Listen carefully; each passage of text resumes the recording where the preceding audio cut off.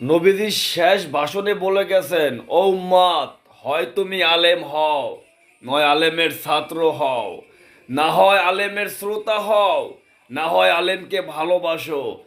যদি তুমি এই চারটা গুণকে ধরে রাখতে পারো তাহলে তোমার কপাল ভালো। আর যদি উম্মত তুমি এই চারটা গুণের একটা গুণও রাখতে না পারো, আমি নবী বলে দিলাম তোমার জন্য আযাব, জাহান্নামের আযাব।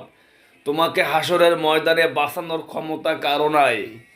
আর আমরা কি করি, নামাজের সময় হলে হাজার হাজার মুসল্লি মসজিদে নামাজে পড়ার জন্য মসজিদে যাচ্ছে, অথচ বয়স্ক বাবারা, যুবক বাবারা মসজিদের পাশে চায়ের দোকানে বসে সিগারেট খাচ্ছে আর নামাজের কথা ভুলে যাচ্ছে।